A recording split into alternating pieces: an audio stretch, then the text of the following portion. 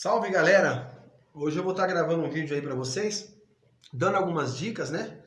Dicas para aquelas pessoas leigas. Esse vídeo não é técnico, não é para engenheiro, não é para arquiteto, é para aquelas pessoas que compraram o seu terreno e querem fazer a sua casinha. Então, o que acontece? Vou dar alguns toques aqui para vocês, toques, inclusive erros, inclusive eu já cometi e que eu fui atrás de conhecimento para estar passando para vocês não fazerem o mesmo erro. Então o que acontece? É normal, né, quando alguém compra um terreno ali com muita dificuldade, primeira coisa ali na emoção, no calor da emoção, a primeira coisa que a pessoa faz é correr para um depósito. Correr para um depósito e comprar as sapatas. Primeira coisa que vem na cabeça é a sapata. Ele vai lá, compra um monte de sapata, compra 10, 20, 30 sapatas, compra um monte de ferro, compra um monte de viga, pilar, deixa tudo lá, areia, pedra, cimento, deixa tudo encostado lá para o pedreiro já começar a obra. Entendeu? Então o que a pessoa tem que entender? Esse é um erro, não diria que é um erro grave, mas é um erro que pode custar muito no orçamento final da sua obra. Por que eu digo isso? Como é que eu vou comprar uma fundação sem ter um projeto? Sem saber o que eu vou fazer, sem saber que solo é esse que eu vou assentar a minha casa. É como se eu fosse comprar um sapato sem saber o número que eu vou calçar. É mais ou menos essa analogia. Então o que acontece? Quando a gente vai fazer um projeto, seja de uma casa, seja de um prédio, seja de uma loja, a fundação é o último a ser pensado no projeto. É a última coisa que você vai pensar no projeto é a fundação. Já na obra, ela é a primeira coisa a ser executada. Você está ali, a primeira coisa a se fazer na obra é a fundação. No projeto, ela é a última. Por que eu digo isso? Porque você tem que analisar, você tem que pensar como um todo no seu projeto. As cargas, telhado, madeiramento, laje, passa pelas vigas, laje, pilares, vem, descarrega na fundação. Beleza. Olha quanto eu tenho que pensar antes de pensar no tipo de fundação que eu vou usar. Então, é normal, hoje, uma realidade das pessoas, não ter dinheiro realmente para contratar um projeto estrutural, um projeto arquitetônico. Então as pessoas fazem que é meio que a Deus dará. Começa a fazer um cômodo aqui, depois vai emendando, a família vai crescendo, vai fazendo um telhado, um puxadinho, aquela coisa toda. Então o que acontece? Primeira coisa a ser feita em uma obra, é norma, seria um laudo de sondagem. Mas a gente sabe que a realidade, uma coisa é o que tem que fazer e outra coisa é o que é feito. Então o que acontece? O que é esse laudo de sondagem? Laudo de sondagem nada mais é que um processo investigativo do solo, né, onde as pessoas vão ali, através de um equipamento, fazem as análises daquele solo, através das análises daquele solo, através de coletas do solo, é que vai dizer o tipo de solo que você tem, e através do tipo de solo que você tem e da resistência desse solo, é ele quem vai definir o tipo de fundação que eu vou usar. Se eu vou usar uma sapata, se eu vou usar uma estaca, se eu vou usar um radier, se eu vou usar uma fundação profunda, que tipo de fundação profunda, se eu vou usar uma estaca, se é uma estaca escavada, se é uma estaca cravada, se é metálica, se é de madeira, se é uma fundação radier, se é uma sapata grande, se é uma sapata pequena. Quanto mais rígido for o seu solo, menos eu tenho que fazer a minha fundação. Por isso a importância. Às vezes você vê aquele pedreiro, eu faço sapata de 1 metro por 1 metro e sempre deu certo. Sempre deu certo, às vezes está colocando para mais. Aí esse laudo de sondagem, ele pode dizer que o seu solo é tão firme, que ao invés de uma sapata de 1 metro por 1 metro, eu posso usar uma sapata de 70 por 70, 80 por 80. Imagina numa obra que você tenha 30 sapatas, imagina o volume de concreto que você vai economizar, imagine o tempo que você vai economizar por não estar cavando aquele espaço todo. Olha quantas vantagens você tem em contratar um projeto com laudo SPT. Ah, mas eu não tenho dinheiro, eu estou lascado, não tenho como fazer esse laudo.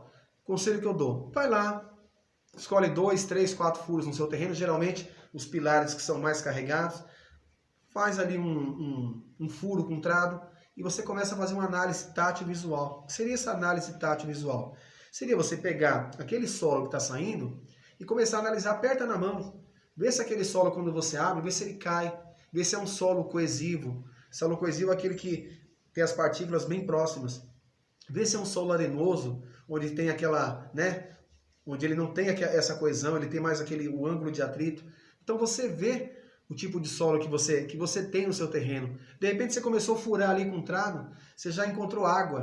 E agora, o que eu faço com aquele monte de sapata que eu comprei? Eu já não consigo mais fazer uma sapata no meio da água. Eu vou ter que partir para outro tipo de fundação. É até o transtorno de você trocar o tipo de fundação, ter que levar de novo. Olha o transtorno que você tem simplesmente por não ter feito uma análise. Eu não fiz o laudo do SPT, mas eu fui lá, cavei o buraco, tem uma terra dura, eu sei que uma terra dura, eu posso usar uma sapata, né? Na pior das hipóteses, se eu usar 1 metro por 1 metro, eu vou estar gastando mais, mas eu não vou ter o risco de ter problemas com patologias, com rachaduras, né, por estar dimensionando uma sapata menor do que realmente a que eu preciso. Então, esse tipo de informação é importante. É importante você ter um projeto estrutural, é importante você ter um projeto arquitetônico, mesmo que você não vá seguir aquele projeto todo, mas peça para a pessoa fazer um projeto da casa inteira. E se você quiser fazendo por partes, vai fazendo por partes, só que você vai seguindo aquele projeto. Não fica aquela coisa de, eu fiz uma parede aqui, agora eu vou ter que arrancar, eu fiz uma escada aqui, agora eu notei que ficou muito rampada, vou ter que quebrar, essa parede aqui eu não pensei, devia ter posto mais para lá, e aí gera quebra-quebra, gera dor de cabeça, gera constrangimento, gera atraso na obra, gera um monte de coisas que, se você tivesse contratado um arquiteto, um profissional da área, ele te indicaria o melhor projeto, você economizaria no material, no tempo, na mão de obra, na dor de cabeça. Olha quanta coisa. Então, às vezes, negligenciar muitas coisas na obra não vale muito a pena. Outra coisa que eu queria fazer um esclarecimento é sobre a fundação sapata e o bloco sobre uma estaca, que tem uma confusão muito grande que as pessoas acabam optando na obra e acabam gerando gastos desnecessários. Por exemplo, se eu vi lá que o meu solo é duro, fiz um buraco, vi que o meu solo é duro pra caramba. Então a primeira coisa que me vem na cabeça é uma sapata. Sapata é assim, quanto maior a resistência do meu solo, menor vai ser a minha fundação. Como que eu faço para reduzir uma pressão? Eu aumento a área, certo? Se eu tenho um solo que é fraco, e eu quero reduzir a pressão naquele solo, eu aumento a área da minha sapata. Mas se eu tenho um solo que é muito rígido, eu não preciso aumentar a área. Eu basta diminuir a área da minha sapata e eu consigo já atender. Para você ver a importância. Parece um pouco complicado, mas não é complicado, certo? Então, todos esses conhecimentos são importantes. Onde eu estava falando que as pessoas optam por fazer uma sapata e acabam colocando debaixo dessa sapata uma broca.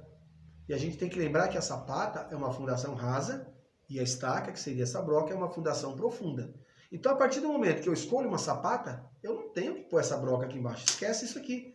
Só o solo duro aqui embaixo já é o suficiente para aguentar essas cargas. Muitas pessoas pensam, eu vou pôr uma broca, porque aí eu somo a carga a resistência da broca com a resistência da sapata, tá tudo certo. Não, não é assim. Ou você escolhe uma, ou você escolhe outra. Se o solo é firme, escolhe sapata. Se o solo é mole, lá para baixo, escolhe uma estaca e em cima você põe um bloco para transferir essa carga da sua edificação. Esse bloco vai transferir para a sua estaca. E aí sim a sua estaca vai trabalhar por atrito lateral e resistência de ponta, certo? Então, olha quanto... Imagina você ter uma obra lá com 30 estacas e você vai preencher aquilo tudo de concreto sem necessidade. Imagina o trabalho que você tem para cavar aquilo tudo e um monte de concreto que você está lá enterrado de graça. Então, antes de fazer, você que é leigo, pesquisa, vai atrás, pesquisa, entendeu? Corre atrás de informação, entendeu? Isso pode ser dicas valiosas no seu projeto.